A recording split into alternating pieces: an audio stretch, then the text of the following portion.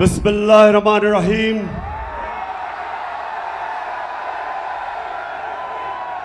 इय्याका नअबुदु व इय्याका नस्तईन। अल्लाह तेरी इबादत करते और मौला सिर्फ तेरे से मदद मांगते हैं। सरगोदा माशाअल्लाह, सरगोदा मैंने कभी नहीं, अभी आता हूं डीजल पे।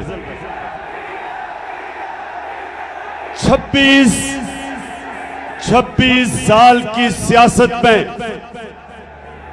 मैंने कभी नहीं सोचा था कि सरगोदा में इतनी तादाद में इतने ज्यादा लोग मेरे जलसे पे आएंगे।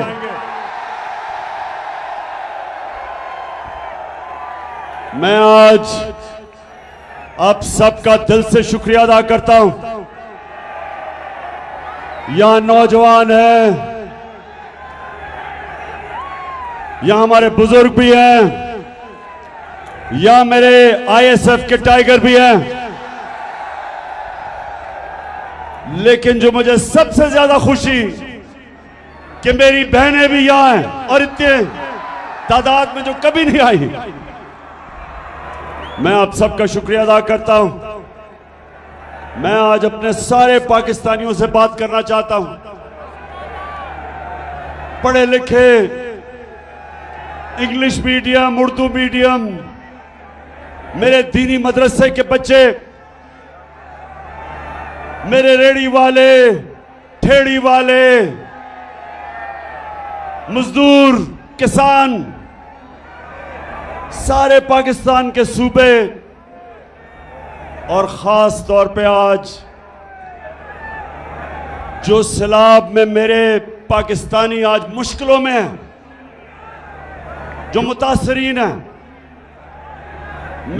मुझे पता है वो मुश्किल में है, लेकिन मैं आज यहां खड़ा होके उनको सिर्फ ये एहसास दिलवाना चाहता हूं कि सारी कौम आपके साथ खड़ी है और इंशाअल्लाह हम सब मिलके पूरी कोशिश करेंगे आपकी मुश्किलें दूर करने के लिए। और मैं अपनी सारी कौम को इकट्ठा करूंगा और इंशाअल्लाह जब तक हम ये नहीं देख लेते कि हमारे सारे बलूचिस्तान से लेके सिंध से लेके ऊपर पख्तूनख्वा, गिलगित बल्तिस्तान, आज़ाद कश्मीर और ख़ास तौर पे पंजाब के डीजी खान, राजनपुर, ये जो इलाके जिधर लोग मुतासर हैं, मैं आज सबसे पहले कहना चाहता हूं कि सारी पाकिस्तानी कौम आपके साथ है। मैंने टेलीथॉन किया, मैंने सोचा कि 3 घंटे का मैं टेलीथॉन करूंगा, चंद करोड़ रुपया इकट्ठा हो जाएगा। लेकिन पाकिस्तानियों, 3 घंटे से भी कम वक्त पे पाकिस्तानियों ने 550 करोड़ रुपया जमा किया मुतासरीन के लिए।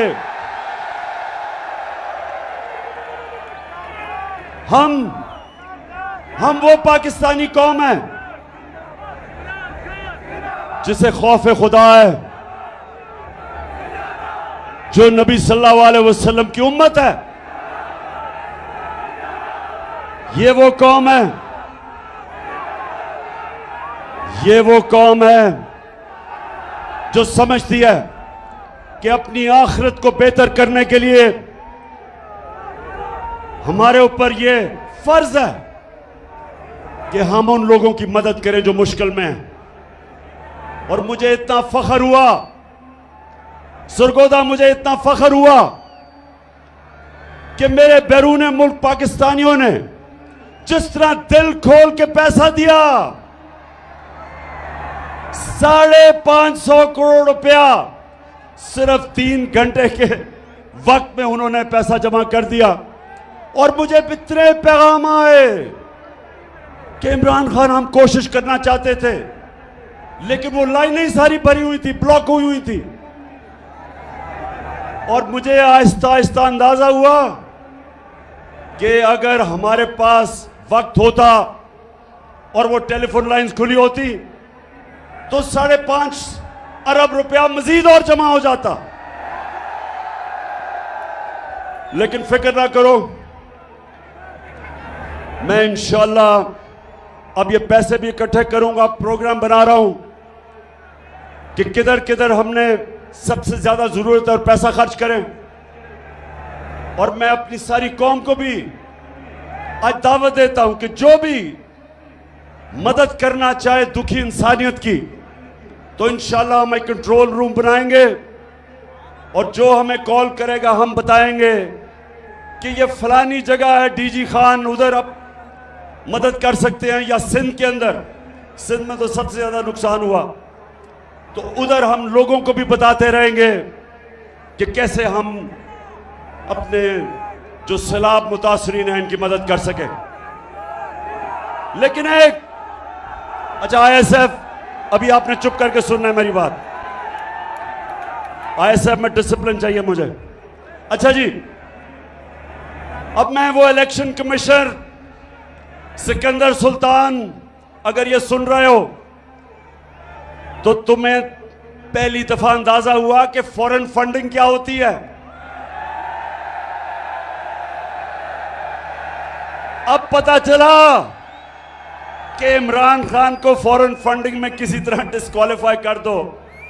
ये देखी थी फॉरेन फंडिंग, ये ज्यादा पैसा बैरून मुल्क पाकिस्तानियों ने भेजा हमें, और ये वो पाकिस्तानी हैं। इंशाअल्लाह मैं आज अपनी सारी कौम के सामने कहना चाहता हूं कि इंशाअल्लाह एक दिन मैं अपने बैरून मुल्क पाकिस्तानियों को इकट्ठा करूंगा, और जो हमारा बैरूनी कर्जा है जिसकी वजह से हमें आईएमएफ की गुलामी करनी पड़ती है, जिसकी वजह से हाथ फैलाने पड़ते हैं लोगों मुल्कों के सामने कि जी हमें पैसा दे दो, इंशाअल्लाह बैरून मुल्क पाकिस्तानियों को मैं मोबिलाइज करूंगा, ऐसी स्कीम्स लेके आऊंगा। ये मेरा ईमान है कि हम ये जो इस मुल्क के लुटेरों ने कर्जा चढ़ाया हमारे मुल्क में, मुल्क को लूट लूट के पैसा बाहर ले गए, और जो हमारे ऊपर ये कर्जे का बोझ, जिसकी वजह से हमारी इज्जत जाती है जब हम लोगों के सामने, मुल्कों के सामने हाथ फैलाते हैं। ये बैरून मुल्क पाकिस्तानी इंशाअल्लाह हमारी मदद करेंगे कर्जा उतारने के लिए, और इस कौम को अपने पैर पे खड़ा करके एक खुददार कौम बनने के लिए।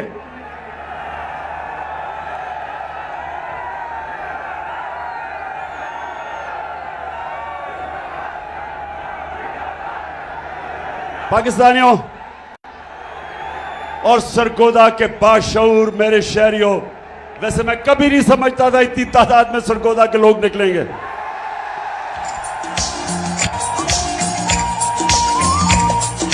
मैं भी पाकिस्तान हूँ, तू भी पाकिस्तान है, मैं भी पाकिस्तान हूँ, तू भी पाकिस्तान है, तू तो मेरी जान है, तू तो मेरी आन है, तू मेरा ईमान है।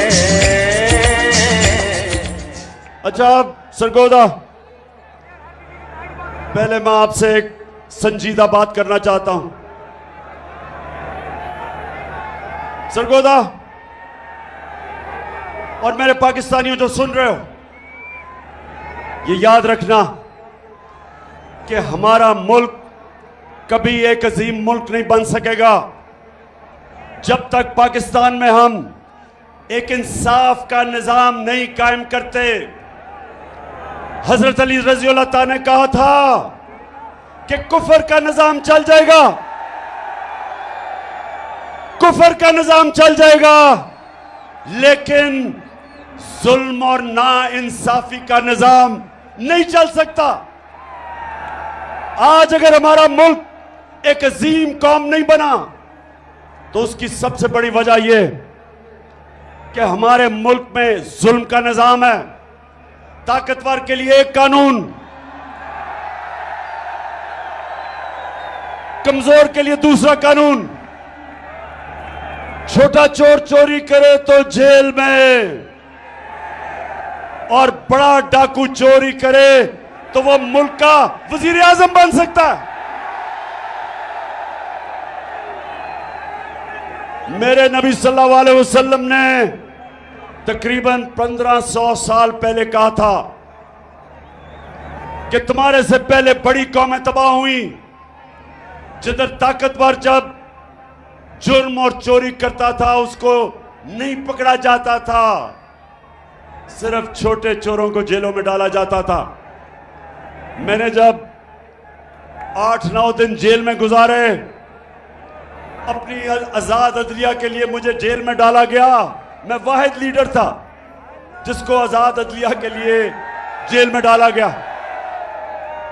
तो जब 8 दिन मैंने जेल में गुजारे, और वो थी भी डीजी खान की जेल, आप यकीन करें एक अमीर चोर मुझे नहीं नजर आया, सारे गरीब नजर आए। सारे बेचारे गरीब, छोटे, भैंस चोरी, साइकिल चोरी और ये चोरी वो जेलों में।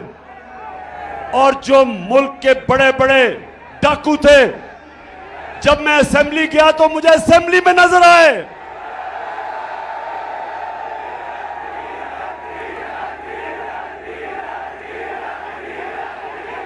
बिल्कुल ठीक कह रहे हो। उन लुटेरों में से एक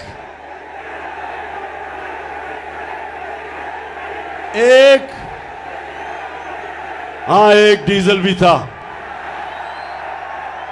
लेकिन दो बड़े बड़े लुटेरे खानदान, जरदारी खानदान और शरीफ खानदान, ये सारे आपको आज जो ऊपर बैठे हुए हैं, बैरूनी साजिश के तहत हमारे ऊपर मुसल्लत किए गए, ये जो लुटेरे बैठे हुए हैं, सरगोदा, मैं सारी अपनी कौम को आज तैयार कर रहा हूं कि हकीकी आजादी की तहरीक में सब शामिल हो, क्योंकि जब तक ये चोर ऊपर बैठे रहेंगे, इस मुल्क का कोई मुस्तकबिल नहीं है। तो मेरे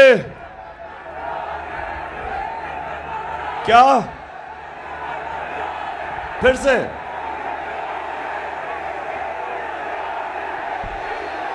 इसको तो रोक लो, तब्दीली आई रे, तब्दीली आई रे, तब्दीली आई रे।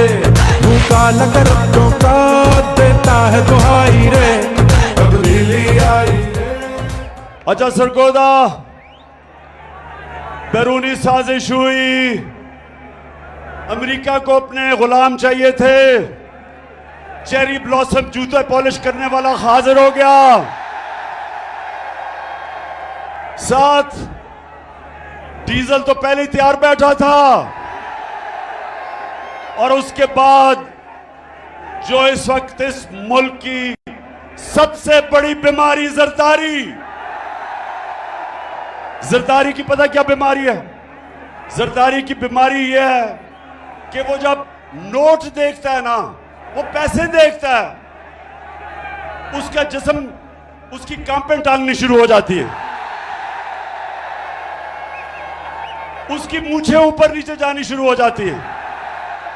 उसको बीमारी है, उसको यकीन, मैं आपको यकीन बनाऊं, उसको पता भी नहीं कि 30 साल में उसने कितना पैसा चोरी किया पाकिस्तान का और मुल्क से बाहर ले गया, लेकिन अभी भी बीमारी है, चला जाता नहीं है, लेकिन पैसे के पीछे अभी भी जान देने के लिए तैयार है।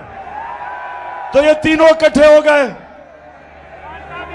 मिल गए, इनके साथ और साजिशी बैठे हुए थे पाकिस्तान में, बैरूनी साजिश, इन चोरों को हमारे ऊपर मुसल्लत किया गया, और इन्होंने कहा कि अब इमरान खान की सियासत खत्म, अब ये फिर से हम इनके बच्चों की नीचे हम इनकी गुलामी करेंगे। लेकिन कुरान में अल्लाह कहता, एक प्लान इंसान बनाता है और एक प्लान अल्लाह बनाता है।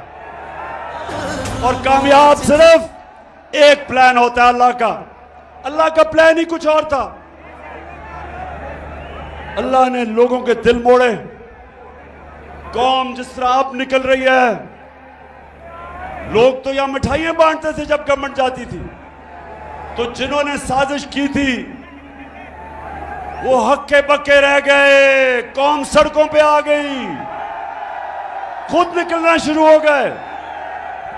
नौजवान तो पहले ही तैयार थे, लेकिन पाकिस्तान की पहली दफा आजादी के बाद पहली दफा हमारी ख्वातीन भी इस तहरीक में शिरकत किया उन्होंने, बल्कि स्कूल के बच्चे भी शिरकत कर रहे हैं। तो उसके बाद इन्होंने जुल्म किया हमारे पे। 25 मई को इन्होंने हमारे पे जुल्म किया। इन्होंने पुलिस और रेंजर्स ने फैमिलीज के ऊपर, ख्वातीन के ऊपर इन्होंने जिस तरह की शेलिंग की, खौफ फैलाया, FIRs काटी मेरे ऊपर। मैं तो भूल ही गया हूं कितनी FIR है, कोई 17 तो कट चुकी है। इन्होंने समझा कि अब ये डर के बैठ जाएंगे। इनको बताया गया कि ये तो जी मम्मी डैडी हैं, ये तो खड़े ही नहीं हो सकते। तो पहला झटका पड़ा इनको जब 17 जुलाई को पंजाब का इलेक्शन आया, बाय इलेक्शन। हर हरबा इस्तेमाल किया। इलेक्शन कमीशन ने पूरा जोर लगाया, धांधली के रिकॉर्ड तोड़े, पुलिस का इस्तेमाल किया। इस सब के बावजूद हमजा कुकड़ी को फारग करना पड़ा। अब जब ये इलेक्शन हार गए,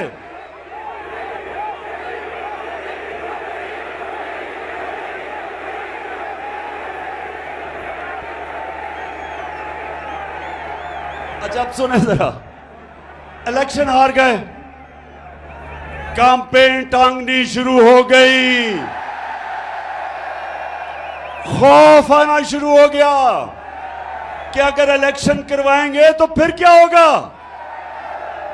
2/3 अक्सरियत इनके सामने आनी शुरू हो गई। इन्होंने फिर एक और प्लान बनाया। सरगोदा पता क्या प्लान बनाया? किसी तरह इमरान खान को फारिग किया जाए, किसी तरह इसको इलेक्शन से टेक्निकली नॉकआउट किया जाए, क्योंकि इनको ये तो समझ आ गई कि इलेक्शन के अंदर तो इनसे जो होगा वो पंजाब के बाय इलेक्शन से भी बुरा होगा। तो तब साजिशें दूसरी शुरू हुई। पहली साजिश थी हुकूमत कराने की, दूसरी साजिश शुरू हो गई कि इमरान खान को रास्ते से हटाया जाए। एक ये भी मंसूबा बना, बंद कमरों में फैसला हुआ, बंद कमरे में, कि इमरान खान को मुकम्मल तौर पे साइड पे कर दिया जाए। अल्लाह का करम है, मुझे पता चल गया। मैंने एक टेप बनाई हुई है, महफूज जगह पे रखी हुई है। उन 4 लोगों के नाम मैंने लिखे हैं जो उस साजिश में मुलव्विस थे, कि अगर मुझे कुछ हुआ तो मेरी कौम उन 4 को नहीं छोड़ेगी। सितम के कोहे गरा रूई की तरह उड़ जाएंगे। फिर वो जो इनका पालतू इलेक्शन कमिश्नर, उसको कहा कि इसको इमरान को डिस्क्वालीफाई किया जाए। फॉरेन फंडिंग, और फॉरेन फंडिंग तो देख ही लिया थी परसों रात को कि फॉरेन फंडिंग होती क्या है।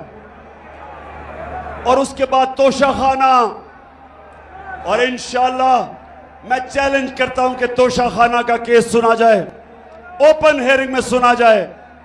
और जब मेरा केस सुना जाए, और मुझे पता है कि उस केस में ये जो कोशिश कर रहे हैं ये जलील होंगे, लेकिन मैं चाहता हूं उसके बाद हर कोई जिसको तोशाखाना से गिफ्ट्स मिली हैं, सबका सुना जाए, जरदारी का भी, शरीफ का भी, यूसुफ रजा का भी, और सारी कौम को पता चल जाएगा, दूध का दूध पानी का पानी हो जाएगा। वो हो गया दो। फिर काबे से सब बुत उठवाए जाएं। फिर इन्होंने एक और चीज सोची कि किसी तरह इमरान खान को जेल में डाला जाए। पहले इन्होंने, अब ये जरा सुने, 27वीं रमजान को सुने, जरा ऐसे गौर से सुनो। 27वीं रमजान को हम शब दुआ बना रहे थे, हम अल्लाह से दुआ मांग रहे थे अपने मुल्क के लिए। हमें क्या पता था कि उस दिन चेरी ब्लॉसम और ये अपनी टीम लेके मदीना चला जाएगा, हमें तो पता ही नहीं था। जब शब दुआ खत्म हुई तो पता चला कि मदीना में इनको चोर चोर के नारे लग गए।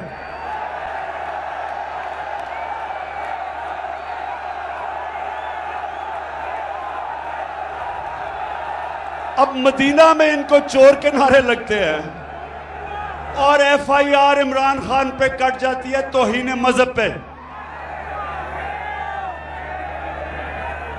और मेरे पे और हमारे कई लीडर्स पे छप तौहीन मजहब की FIR कट जाती है। मदीना में नारे कोई लगाता है, FIR हमारे पे कट जाती है। फिर सुने, फिर क्या होता है। मैं अपना, मेरा जो चीफ ऑफ स्टाफ था शहबाज गिल, उसको पहले अगवा कर लेते हैं, फिर उसके ऊपर तशद्दुद होता है, नंगा करके उसके ऊपर तशद्दुद किया जाता है, जिनसी तशद्दुद किया जाता है। और मैं तो सिर्फ ये कहता हूं, मैं ये कहता हूं कि जो लोग जिम्मेदार थे, जिन्होंने ये तशद्दुद नहीं रोका, उनके ऊपर कानूनी कार्रवाई की जाएगी, कानूनी कार्रवाई की जाएगी।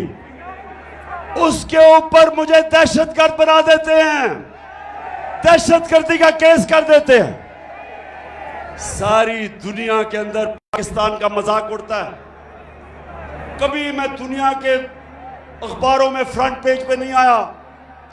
ये जो मेरे ऊपर दहशतगर्दी का FIR काटते हैं और मुझे पकड़ने भी आ रहे थे, सिर्फ एक वजह से कि किसी तरह इमरान खान को रास्ते से हटाया जाए, दहशतगर्द बना दिया। वो शहबाज गिल का किसी ने नहीं पूछा कि कौन सी दुनिया का महजब माशरा इजाजत देता है कस्टोडियल टॉर्चर को। उस बेचारे कैसे जो करते हैं, उसका जो ज़हनी दबाव उस पर पड़ता है। तस्वीरें उसकी चल रही हैं सोशल मीडिया पे, जो जुल्म किया जाता है उससे। और यही नहीं रुकता, एक सहाफी जमील फारूकी, उसको भी पकड़ के उठा लिया जाता है, उसको भी नंगा किया जाता है, उस पर भी तशद्दुद किया जाता है।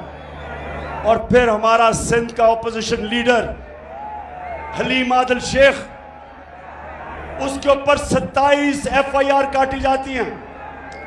सिंध असेंबली का ऑपोजिशन लीडर, वो एक केस से निकलता है, दूसरे में जेल में डाल देते हैं, उसके ऊपर तशद्दुद करते हैं। और जब सारी कौम ये जब तमाशा देखती है और इंसाफ मांगती है, तो ये नून लीग वाले कहते हैं कि इमरान खान को डिस्क्वालीफाई करना चाहिए। नून लीग वाले बड़े गौर से सुन लो, तुम ये जो कहते हो कि इमरान खान को डिस्क्वालीफाई किया जाए क्योंकि नवाज शरीफ को किया गया, मेरे ऊपर केस बनाया जा रहा है किस चीज का? दहशतगर्दी का। क्यों? क्योंकि मैं कहता हूं कानूनी कार्रवाई की जाए उनके खिलाफ जिन्होंने ये तशद्दुद नहीं रोका। अब नवाज शरीफ के ऊपर क्या था? जरा गौर से ये मैं आपको वीडियो दिखाऊंगा, जरा ये वीडियो देखना। ये बड़ा, ये वो वीडियो देखेंगे आराम, एक अभी नहीं, अब रोको।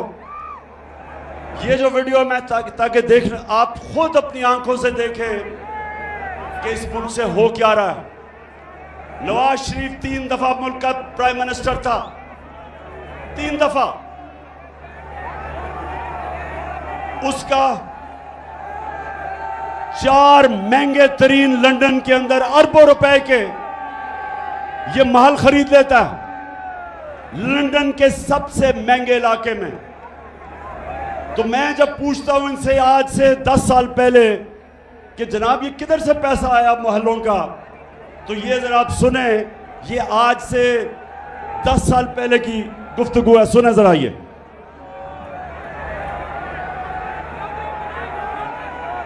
प्रॉपर्टी आप ले सकते हैं क्योंकि आपने मे फेयर के अंदर जो आपकी 4 अपार्टमेंट्स हैं उनकी 1 अरब से ज्यादा, 1 अरब रुपए से ज्यादा उनकी कीमत है।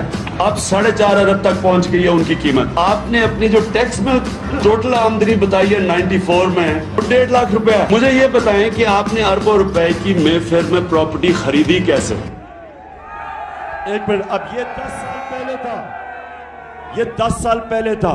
अब इसके जवाब में शहबाज शरीफ चेरी ब्लॉसम का बेटा,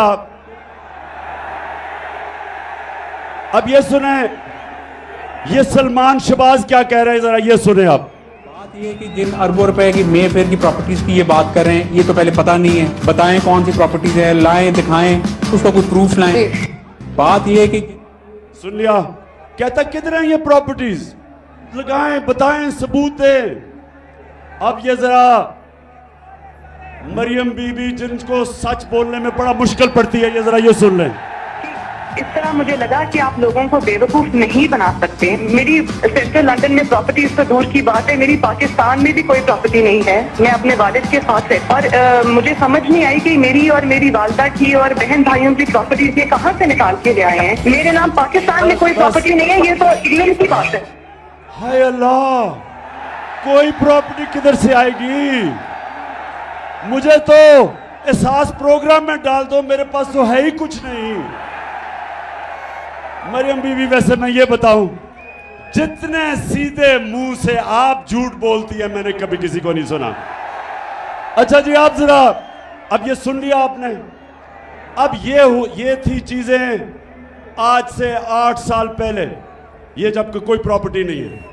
अब इनको नहीं पता कि अल्लाह अल हक है, सच का खुदा है, उसका वादा है कि कोई दुनिया में नहीं जाएगा जब तक सच सामने नहीं आता।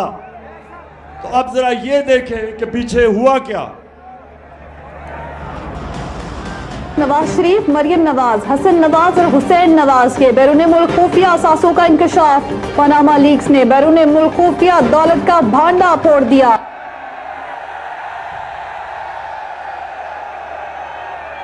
पाकिस्तानियों, अल्लाह अल हक है, सच का खुदा है। तो ये झूठ सुन लिया पहले आपने कि लंदन तो छोड़ें, पाकिस्तान में मेरी बेचारी की कोई प्रॉपर्टी नहीं है। अब ये इंटरनेशनल इंकशाफ हो जाता है। बड़े बड़े दुनिया में सियासतदान पकड़े जाते हैं जिन्होंने अपने मुल्क से पैसा लूट के बाहर रखा हुआ था, वो पकड़ा जाता है। अच्छा, अब जब ये पकड़ा जाता है तो मरियम बीबी के भाई साहब अल्हम्दुलिल्लाह क्या कहते हैं? मैं इस बात को तस्लीम करता हूँ कि अल्हम्दुलिल्लाह पाक लेन के ऊपर जो अपार्टमेंट्स हैं वो अल्हम्दुलिल्लाह हमारे हैं। मैं इस बात को तस्लीम करता हूँ कि उनको ऑफशोर कंपनीज नेस्कॉल लिमिटेड और नीलसन लिमिटेड जो है उनको ओन करती हैं। और मैं आपको ये भी अर्ज करता हूँ उनको होल्ड कर रही है इस वक्त मरियम नवाज शरीफ, मेरी हमशीरा जो है।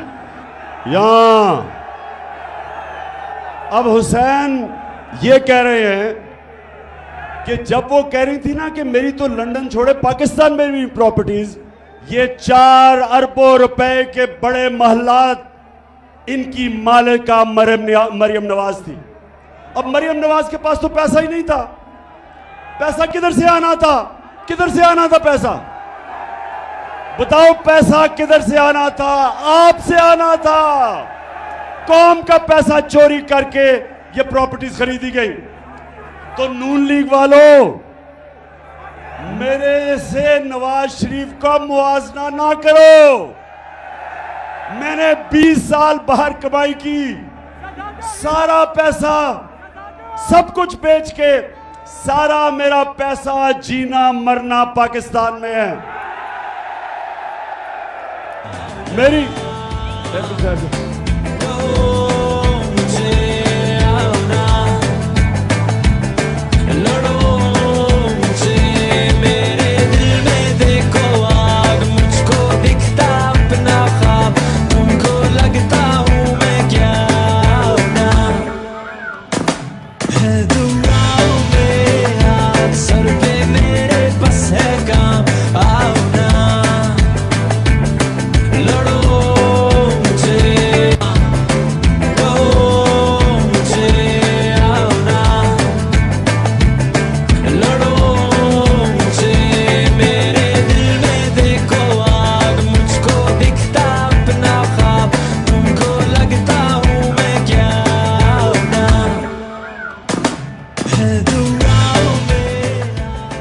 अच्छा जी, अच्छा अब एक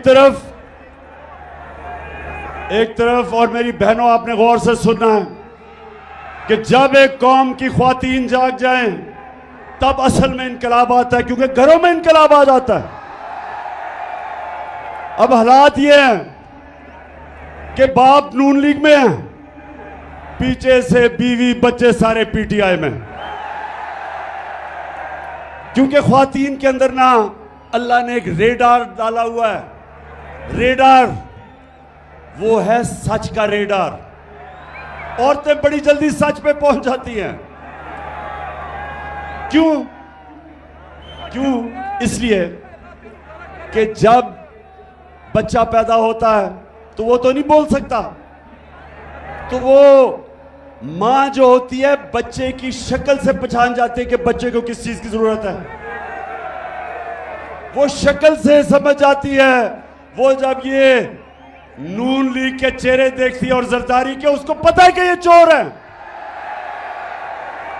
अच्छा, तो एक तरफ तो पैसा है इस मुल्क का चोरी करके ये, और जरदारी खानदान और शरीफ मुल्क से बाहर आपका पैसा चोरी करके, ये जो फ्लैट खरीदे गए हैं ये आपके पैसे से खरीदे गए हैं। और इसलिए मैं 26 साल से जिहाद कर रहा हूं इनकी करप्शन के खिलाफ। क्योंकि करप्शन क्या होती है, चोरी और करप्शन में क्या फर्क है? आईएसएफ, चोरी और करप्शन में क्या फर्क है?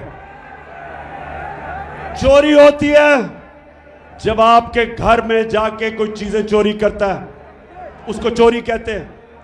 करप्शन होती है जब कौम का पैसा चोरी किया जाता है, जब आप सबका पैसा जो स्कूलों पे लगना, जो अस्पतालों पे लगना है, जो सड़कों पे, जो मुल्क के बिजली बनाने में, जो चीजें सस्ती करने में पैसा होता है, वो चोरी में मुल्क से बाहर चला जाता है। इसलिए करप्शन कौमों को तबाह कर देती है। चोरी तो सिर्फ एक इंसान को नुकसान पहुंचाती है, करप्शन मुल्क तबाह कर देती है। तो ये क्यों चोरी करके पैसा बाहर भेजते हैं? ऐसे बताओ क्यों पैसा बाहर भेजते हैं? क्योंकि अरबों रुपया आप अपने बिस्तर के नीचे नहीं रख सकते। अरबों रुपया अगर आप मुल्क में रखेंगे तो लोग पूछेंगे किधर से पैसा आया। इसलिए चोरी करके मुल्क से बाहर पैसा भेजते हैं। तो अपना पैसा बाहर, और आजकल चेरी ब्लॉसम शहबाज शरीफ लोगों के पास जा रहा है। बड़ी तकलीफ है इसको मुतासरीन की। जहाजों से चीजें फेंकी जा रही हैं सिर्फ तस्वीरें खिंचाने के लिए। शहबाज शरीफ, अगर तुम सीरियस हो तो अपने और भाई और जरदारी को कहो आधा भी अपना पैसा वापस ले आओ, तो हम कितनी मदद कर सकते हैं सैलाब मुतासरीन की। अच्छा, अब जरा ये सुने, शहबाज शरीफ जब से आया है मुल्क को शर्मिंदगी पे शर्मिंदगी उठानी पड़ रही है। जरा ये सुने क्या कहता है। मैं सऊदी अरब से होके आया हूँ, मैं यूएई के होके, अभी मैं तुर्की होके आया हूँ, और मैंने उन भाइयों को कहा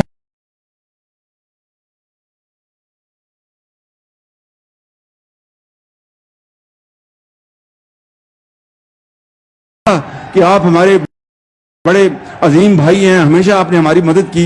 और मैंने यही कहा, जब मैं आया हूं तो आप समझेंगे शायद ये मांगने आया है, मैं मांगने नहीं आया, लेकिन जब मैं आया हूं तो आप समझेंगे शायद ये मांगने आया है, मैं मांगने नहीं आया, लेकिन मजबूरी है। जिस तरह माजी में 75 साल में आपने हमारा हाथ बटाया है, कुछ अर्सा आप हाथ बटा।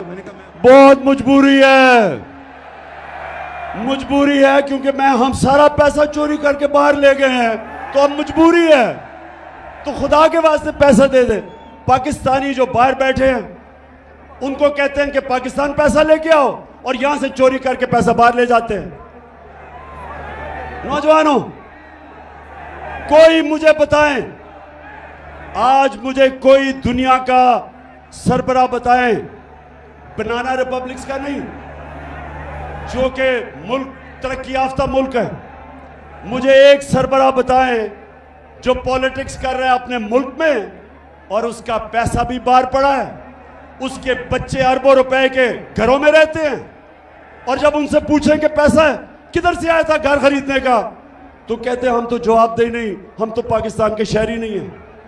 इनको हमारे पे मुसल्लत किया गया, इसलिए मैं आपके पास आया हूं कि पाकिस्तानी कौम, आपने मेरे साथ खड़ा होना है, और हमने हकीकी आजादी इन लोगों से छीननी है। फिर से तू अड़ जा, फिर से तू डट जा, फिर से वो बल्ला घुमा।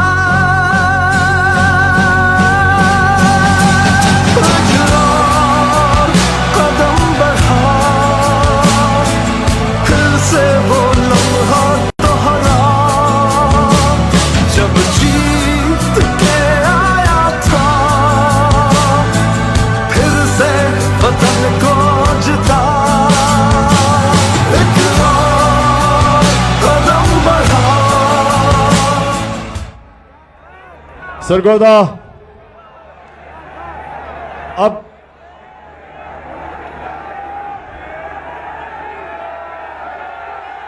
डीजल, अच्छा मैं अब डीजल पे आने लगा हूं।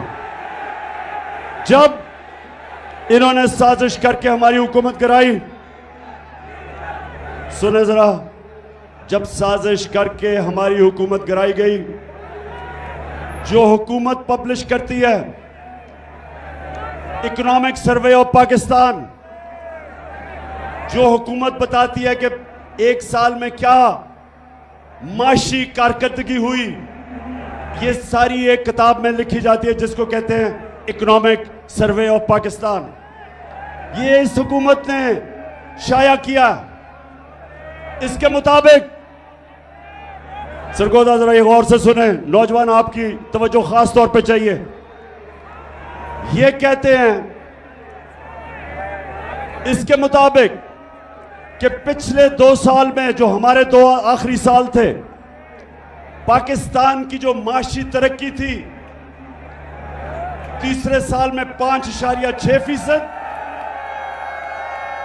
और चौथे साल में 6%। 17 साल के बाद ये पाकिस्तान की बेहतरीन इकोनॉमिक परफॉर्मेंस हुई थी। हमारी माशी कारकर्दगी 16 साल के बाद हुई इस सतह पे। कोरोना के बावजूद, जिसने सारी दुनिया में तबाही मचाई, हमारी एक्सपोर्ट्स, जिससे मुल्क में असल तौर पे दौलत में इजाफा होता है, वो रिकॉर्ड पे थी। बैरून मुल्क पाकिस्तानियों ने जो रेमिटेंसेस भेजी, वो रिकॉर्ड थी।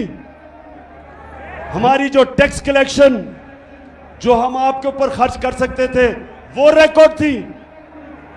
हमारी 4 फसलें 2 साल रिकॉर्ड पैदावार हुई। हमारे किसानों के पास सबसे ज्यादा पैसा आया पिछले 2 सालों में, और हमने, इसके बावजूद कि हम IMF के प्रोग्राम में थे, हमने पूरी कोशिश की कीमतें नीचे रखने की। जो हमारे दौर में महंगाई थी, जिसको कहते हैं SPI सेंसिटिव प्राइस इंडेक्स, जो आम आदमियों के लिए महंगाई होती है, जो खाने पीने की चीजें, बिजली, गैस वगैरह, हमारे दौर में वो था 17 से 18%। आज आप जानते हैं वो कितना है महंगाई, 4 महीनों में किधर से किधर गई। हम जब छोड़ के गए थे तो 17 और 18% के बीच में थी। सरगोदा आज 45% से ऊपर चली गई है। 3 गुना महंगाई बढ़ गई है। आज जो बिजली के बिल देने आए थे लोग, पूछे जिन्होंने बिजली के बिल दिए हैं, जरा हाथ खड़ा करके बताएं बिजली के बिल दिए हैं। बताएं मुझे कि जब बिजली के बिल दे रहे थे तो 2 गोलियां डिस्प्रिन की भी साथ खानी पड़ी, धचका पड़ा।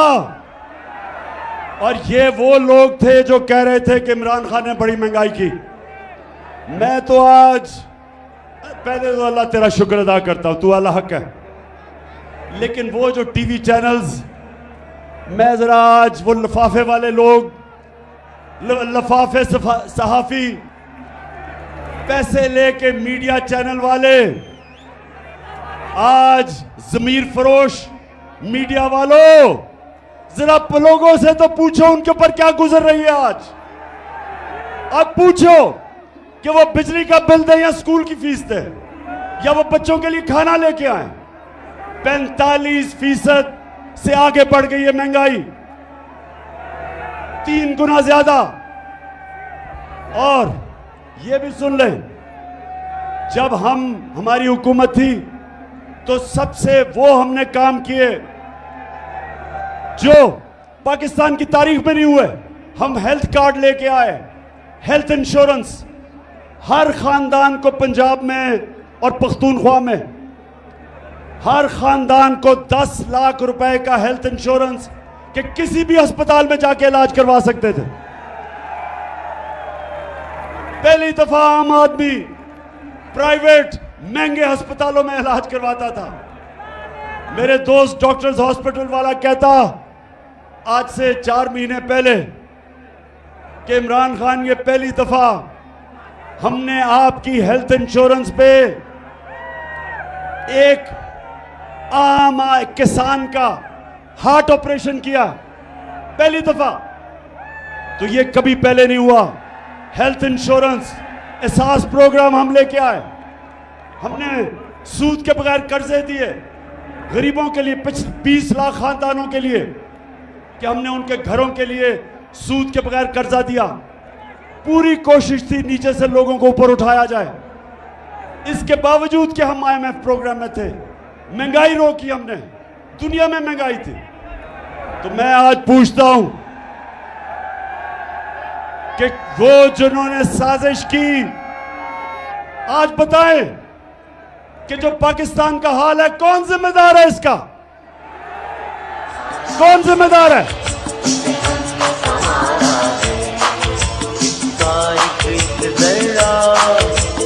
जान से प्यारा है इसका एक जरा, जान से प्यारा है ये देश, ये देश, ये देश हमारा है। मैं आज ये सवाल पूछता हूं, मैं पाकिस्तानी होते हुए सवाल पूछता हूं कि जब हमारा मुल्क सही रास्ते पर लगा हुआ था, तरक्की की तरफ जा रहा था,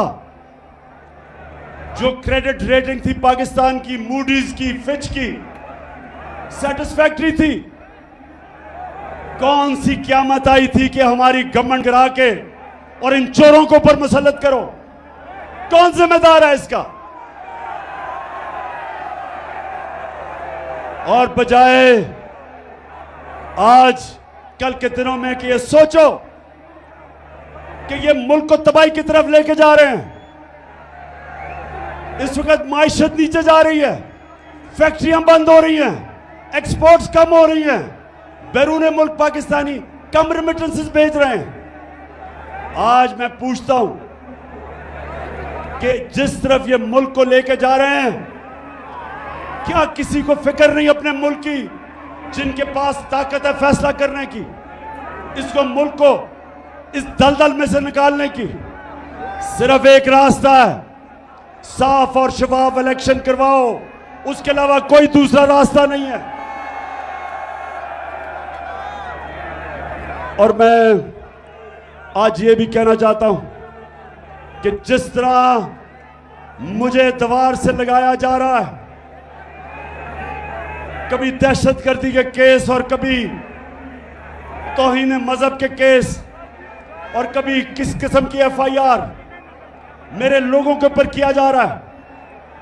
हलीम आदिल को जो जुल्म किया जा रहा है, ये जरदारी डाकू जो उसके ऊपर जुल्म कर रहा है, सिंध में ऑपोजिशन लीडर होते हुए जो शहबाज गिल से हुआ, जो हमारे ऊपर एफआईआर के अलावा धमकियां दी जा रही हैं, टेलीफोन करके लोगों को डराया जा रहा है, जो सहाफी लगता है कि हमारी फेवर कर रहा है या हमारे लिए आवाज बुलंद कर रहा है, उनके खिलाफ एक्शन लिया जाता है। अरशद शरीफ जैसे एक ऐसा सहाफी जिसको सब जानते हैं कि एक अपने ज़मीर के मुताबिक लिखने वाला, उसको ARY प्रेशर डाल के निकाला गया, साबिर शाकिर को निकाला गया, इमरान रियाज के ऊपर उसके जेल में डाला गया, FIR कटवाई गई, जमील फारूकी को जो उन्होंने किया उससे, और उसके अलावा अयाज अमीर और समी इब्राहिम जैसे दानिश्वर, उनको जो जलील करने की कोशिश की गई, सिर्फ एक वजह कि किसी तरह इमरान खान की कोई हिमायत ना करे, उसके लिए कोई लिखे ना, कोई मीडिया उसको दिखाए ना। सिर्फ एक वजह से सारे केसेस किए जा रहे हैं, एक वजह से कि किसी तरह इमरान खान को रास्ते से हटा के और इन चोरों को इलेक्शन जिताया जाए। तो मैं पाकिस्तानियों, आखिर में मेरी अब जरा बात सुने। देखें, 20 साल मेरी जिंदगी खेलों की ग्राउंड पे गुजरी। 20 साल, शायद ही कोई इतनी देर इंटरनेशनल क्रिकेट खेला हो। 10 साल मैं कप्तान था, और कप्तान इतनी देर क्रिकेट खेल के मुझे मैच के दौरान पता चल जाता था कि कब अब जो मुखालिफ है वो मैच हार गया।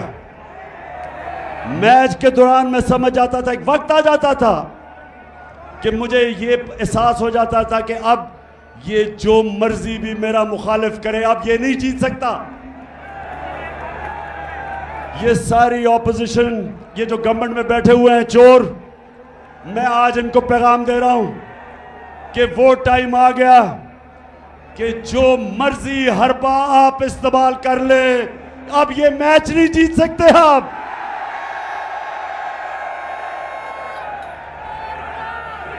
मैच अब एक ही तरफ जाएगा।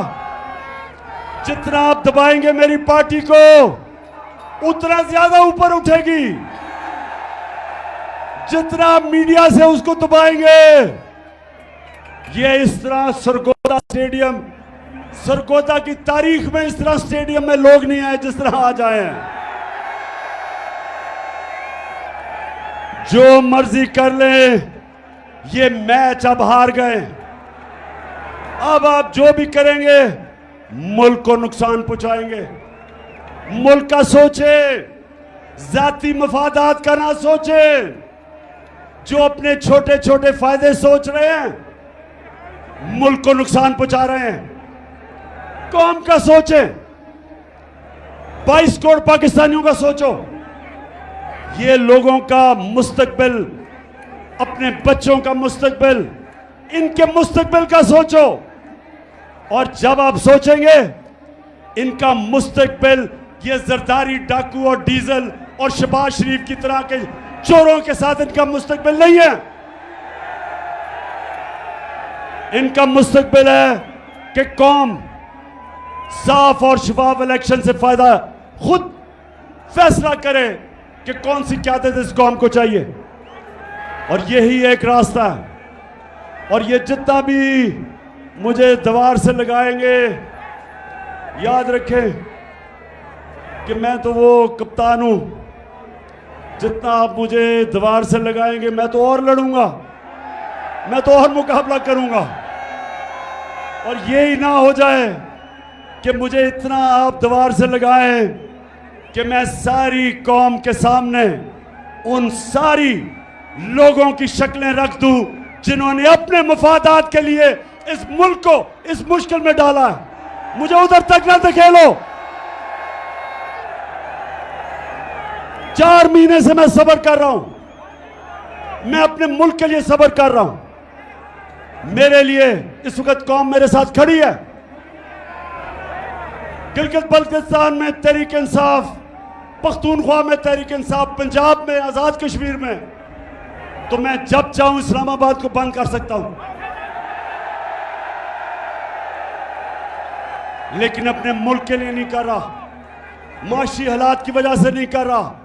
और अब सैलाब आ गए, लेकिन मैं फिर से आखिर में कहता हूं, मुझे उधर तक ना धकेलो।